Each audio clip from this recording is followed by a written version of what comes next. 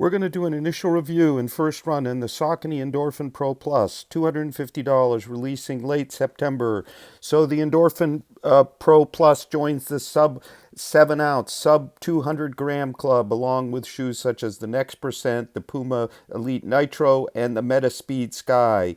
It gets a wonderful new mesh upper, which contributes to the weight loss, and has a great fit.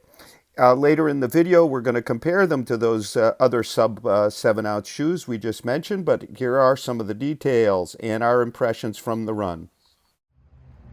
Let's talk about the Saucony Endorphin Pro Plus. The plus part comes from less, as we see a new upper that gives us a significant weight drop to under 7 ounces. I'm estimating about 6.92 ounces, 196 grams, as my US 8.5 weighed 189 grams, or 6.67 ounces. And so then in a 9, you're going to come in under 7.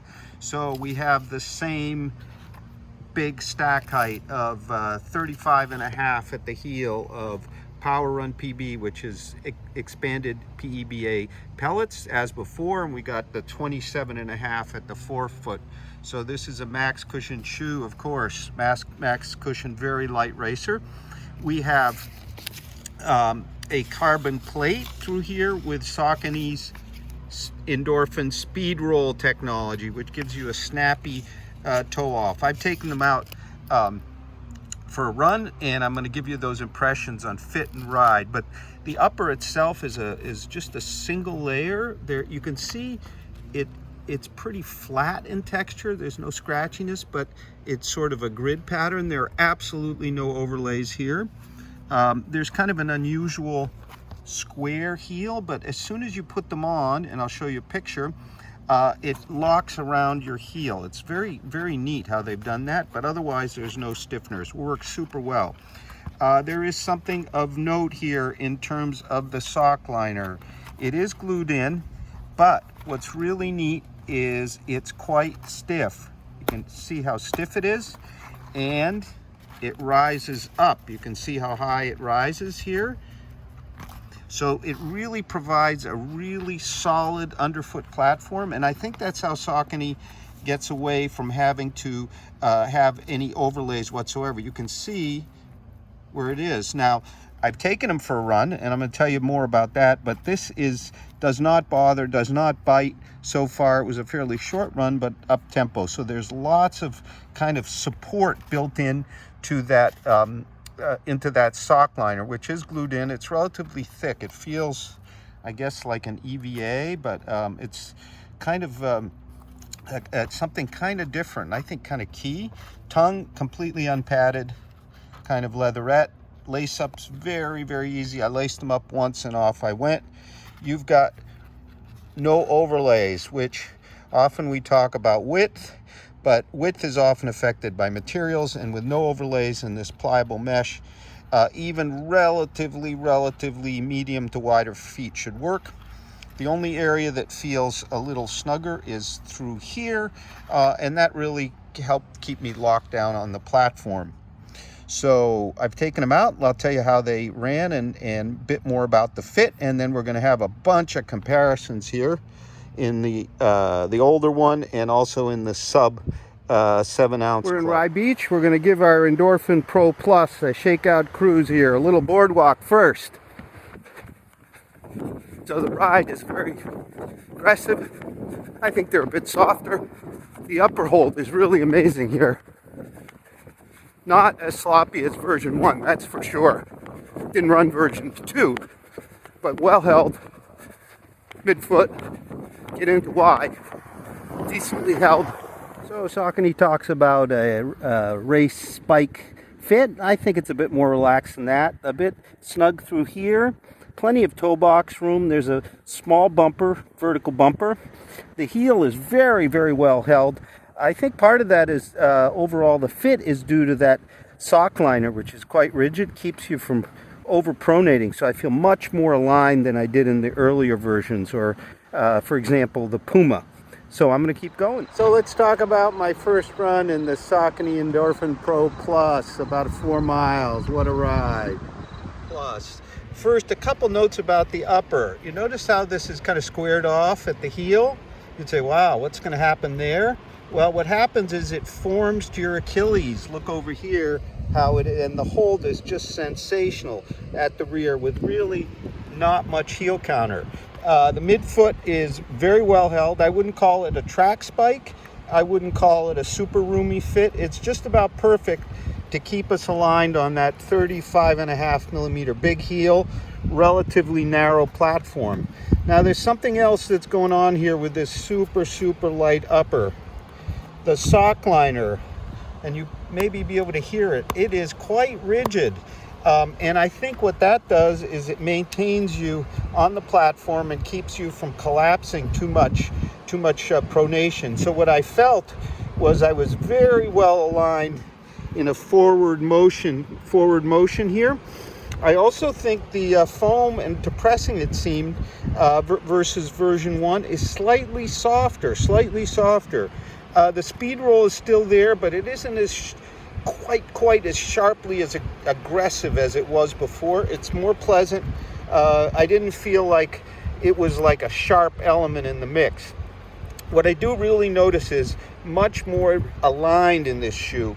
And with that, I think that sock liner, it's a little more forgiving, I think, the heel striking. So I felt like I was just driving forward very nicely. I'm going to compare them to some of the others' top contenders, and what I'm going to do here when I get back to the house is compare them to all shoes that are 7 ounces or less. So that's the Puma Elite, the Nike Next Percent, the Metaspeed Sky, and I may have missed one in there. So I'm gonna compare to those because they're all sort of in the same sub 7 ounce class. Here we're at 6.9 ounces, or I think that's 196 grams. So we're very light, and that's a huge drop, as I said earlier, from the prior version. It's 0.8 ounces less than version 1 and 0.6 ounces less than version 2. So all that, I think, credit to the upper, because really underneath there are really no changes. So after my first run, 4 miles with 2 mile pickups, I'm feeling better about this shoe. I always felt it was kind of too aggressive for me, but with the more secure upper, I think this fancy sock liner here, I'm feeling more comfortable about it. It's still on the firmer side, but there's plenty of cushion with 35.5 at the heel, 27.5 at the forefoot.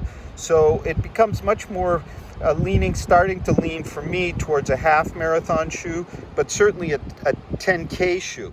First, let's talk about the comparison between the Endorphin Pro Plus and the Endorphin 1. I don't have the Endorphin 2, which lost some weight. It came in, the Endorphin Pro 2 came in at, let me find it here on my list, at 7.5 ounces or 213 grams, whereas this guy here came in at 7.72 ounces, 219 grams, and over here we're at 6.9 ounces, 196 grams, so a big difference in weight, but for the third generation. Basically, I think the upper of the version 1 was sort of a fabricy mesh. You can see here, this one is actually a half size up. This is just a much better hold. This is almost, you could say, sloppy, you know, in hold. This newer mesh is really fantastic in that respect. So clearly superior, a bit softer riding now, a little tiny bit less aggressive on the speed roll, better upper. Now let's take a look at the Puma Elite, Nitro Elite. Now the Nitro Elite has a 36-28 stack height, so almost exactly the same as our Saucony. It weighs just a little bit less, 6.74 ounces, 191 grams. Now it has instead of the PEBA PWRRUN PB, midsole. It has a nitrogen infused EVA midsole. It is softer. It is clearly softer. But that isn't always a good thing, because at least for me as a heel striker, I find the softness of the foam, I kind of get settled back a bit more on the heel than I would like. Both uppers are superb, there's no question. I think if you're a lighter kind of quick cadence runner, this might be a slightly better choice for you, especially if you're a forefoot to midfoot striker.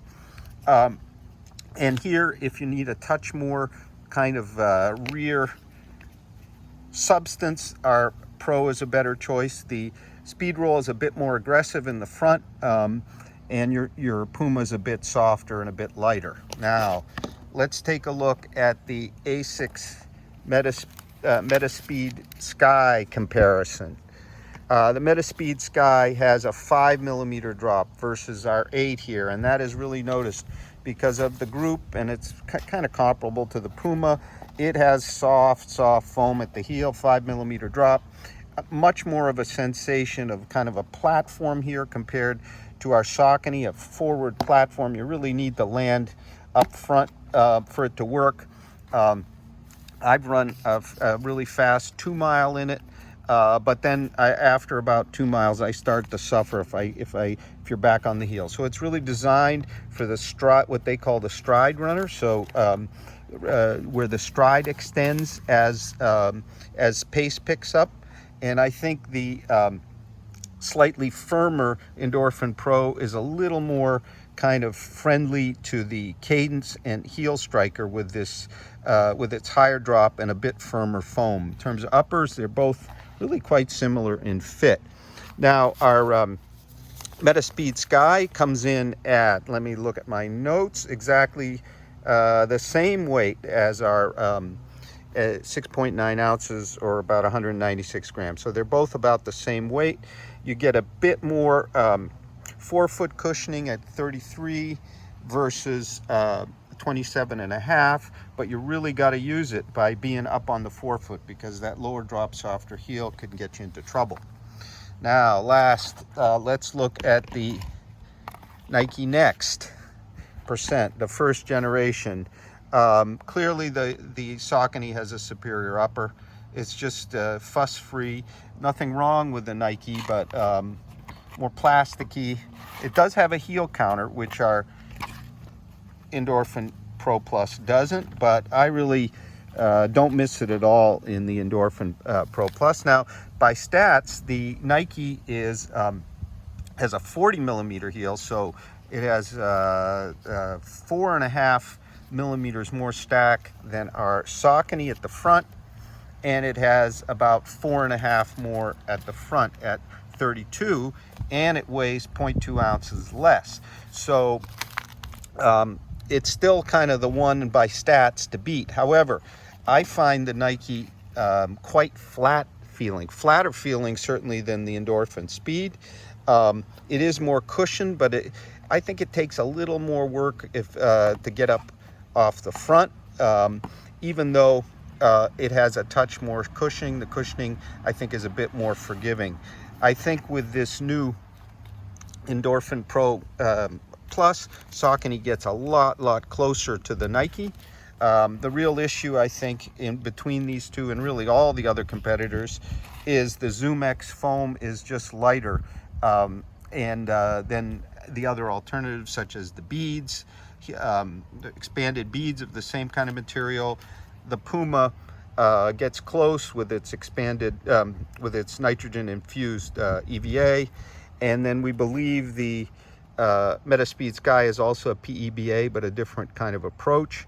But they're all really good alternatives. It really depends on what you're looking for. If you're a forefoot, midfoot striker who increases kind of their stride and really land on the forefoot, midfoot consistently, and few of us really do actually, Metaspeed Sky. The Nike still kind of sets a bit of a reference, but it's not nearly as pleasant to run as our I think, and that's a bit of a change for me, as our Endorphin Pro Plus, which has a better fitting upper, a bit firmer ride, maybe a bit more aggressive off the very front. Finally, our Puma is kind of the light and sprightly one of the bunch. Equally fine upper, maybe not quite the excellent overall hold of our Endorphin Pro, the softest I think of the bunch, along with the Metaspeed Sky. So it too favors kind of a mid to forefoot kind of striking, quick on your feet kind of approach.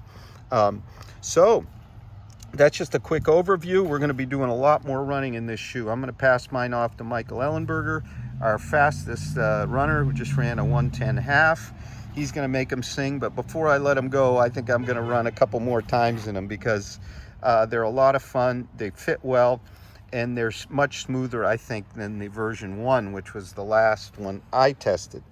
Thank you very much for watching. We'll have a full multi-tester review with Michael and Sally real soon on our website at roadtrailrun.com.